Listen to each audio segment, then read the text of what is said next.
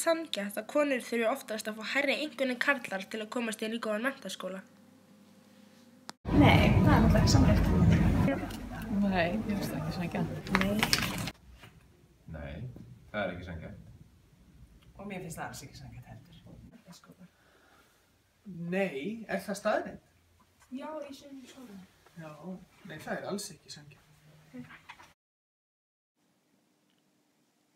Finnst þér að karlar fái fleiri tækifæri til að mennta sig í heiminum? Já. Ég veit það ekki. Ég get ekki svarað þessu. Já, svona. Já, ég held sko að eins og í háskólum og svona hérna þá sé í rauninni jöfn tækifæri, það hafa allir sens á að komast inn. En ég held eins og að í samfélaginu séu sumt nám ekki viðurkennt sem kallanám eða kvennanám. Og það held ég að gildi í báðar áttir, til dæmis fáir kallar sem fara í hjúkrunarfræði, með fjölgar hægt og rólega, á meðan til dæmis fyrir svona 15 árum voru nánast engar stelpur sem fóru í verkfræði. En það nú sem betur verið breyst mikið. En það hefur ekkert endilega með skólana sem slíka að gera, ég held að það sé meira samfélagi sem að samþykkir ekki að konur mennti sig í hefðbundnum karlastörfum. Og karlkennarar eru fáir til dæmis. Já, það eru mismunandi vonir og væntingar gerðar til okkar, eða bara leiðum við fæðumst. Þannig leiðum við fæðumst, þá erum við bara sett í það sem bleik húa mig og blá húa Tryggva og þar með eru gerðar bara ólíka væntingar til okkar. Ég fekk reynda bleika sko. Nú, já. En þótt við höfum sko samkvæmt lögum að öll sömu tækifæri, þá eru bara þessar væntingar stýra okkur svo mikið. Og þess fram á skrifstofu hjá Þuríði, það er listi yfir krakkar sem vilja fara á forritunarnámskeið í skólanum. Vitið hvað eru margar stelpur á honum? Ég held að það séu 2. Ég held að það sé svona 20 strákar. Og þetta sýnir einhvern mun á kynjunum, örugglega eitthvað sem er eitthvað líffræðilegt, en örugglega líka eitthvað menningarbundið. Þetta er eitthvað sem ég held að þurfum að vinna í. Já, það er því miður staðreynd og eitthvað sem við þurfum að vinna gegn. Þegar þú varst í skóla var gert upp á milli kynja. Nei, ekki svo mikið. Örugglega. Það manna ekki örugglega, en það var alltaf svona miklu erfiðara fyrir stelpur að fá virðingu frá kennurum á skóla. Já. Já. Hvernig? Já. Strákar komust bara upp með meira heldur en stelpur og stelpurnar áttu að vera sætar og prúðar og stiltar.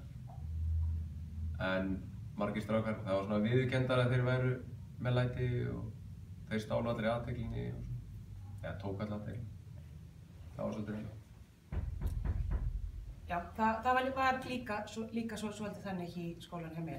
En þó svo ég hef í skóla í Fornöld, þá fórum við til smíði líka og strákarnir fóru sauma og allt svoleiðis. En það var miklu frekar búist við því að stelpurnar væru klárar í saumum og strákarnir fóru í smíði.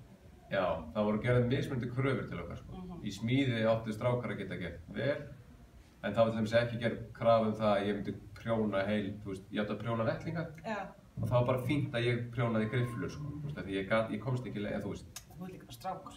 Það var einmitt svarið sem ég fekk sko, en það er kannski ekki sanngjarnt sko. Nei. Mér langar að kunna prjóna. Já, það var það. Hins vegar þegar ég var í menntaskóla, að þá var eins og nú mjög mikil umræða jafnrétti kynjanna. Og hérna, já. Við fórum í menntaskólann í Reykjavík og tókum viðtal við skrifstofustjórann, hana Margréti. Finnst þið sanngjarnt að konur þurfi oftast að ná hærri einkunn en karlar til að komast inn í góðan menntaskóla? Nei, það finnst mér ekki sanngjarnt.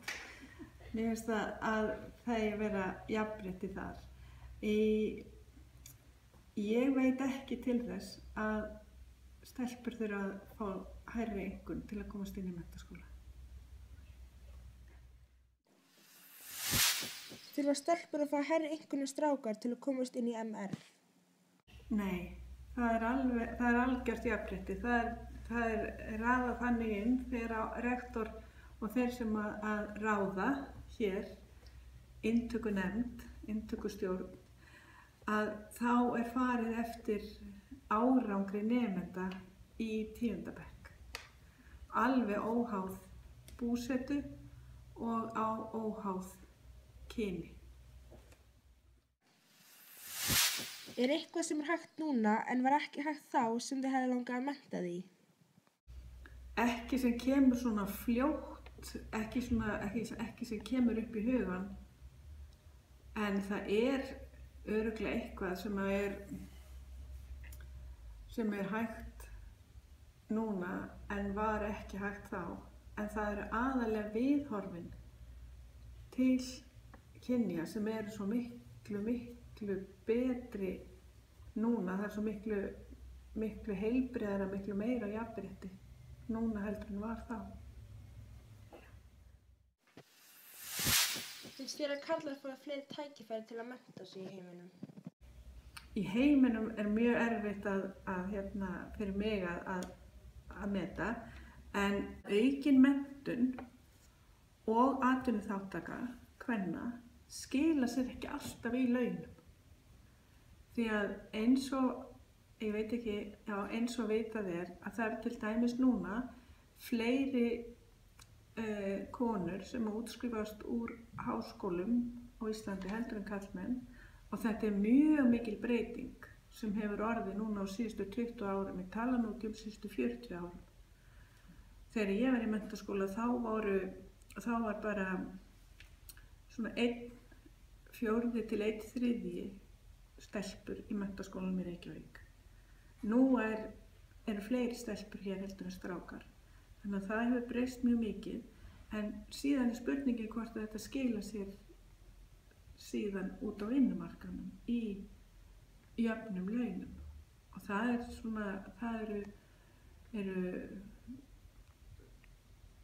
þarf meiri rannsóknir til þess að athuga það.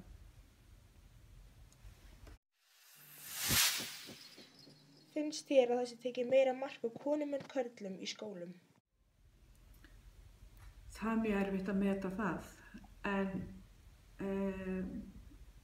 ég held það sem að unga konur að gera í dag, til dæmis eins og þarna í skrekk, að ég held að þetta eigi fyllilega erindi til ungra kvenna í dag og ungs fólks, því það er ekki bara stelpurnar og konurnar, það er líka strákarnir og kallarnir sem þurfa að vita þetta.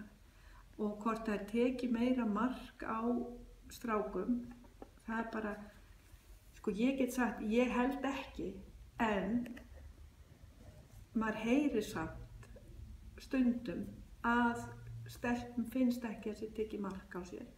Og ég held að þetta sem stelpunar að segja í atriðin ykkar, það sé dálítið rétt.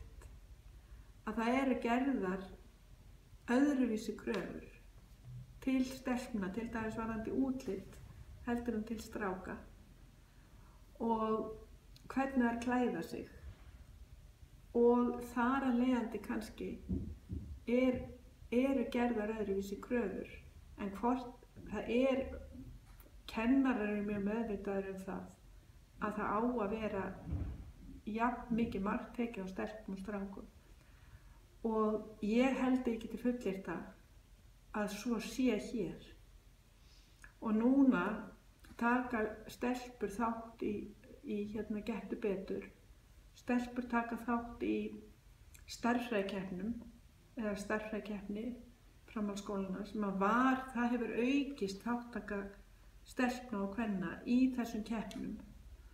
Og eins og til dæmis þegar við horfum á keppni sem framfyrir í verkfræði og hugbúnaðargeiranum, að þá sjáum við að það eru fleiri og fleiri stelpur sem að taka þátt.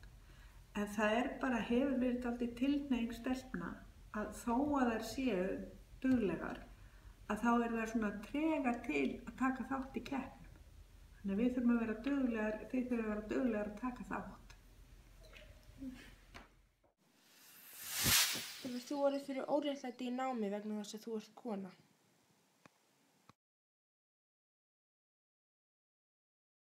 Já, ég hef orðið fyrir óréttlæti. Ég var fyrir óréttlæti hérna þegar fyrir 45 árum, þá var það sagt við okkur stelpur að við gætum bara verið í flugfreyjudeildinni og það var ekki eins viðhorf þá eins og núna. Ef að maður kannski gat ekki eitthvað, þá var sagt eitthvað að já, þú ætlar ekkert að fara í háskóla. Þegar þú varst í skóla var gert upp á milli kynja. Já, það var gert upp.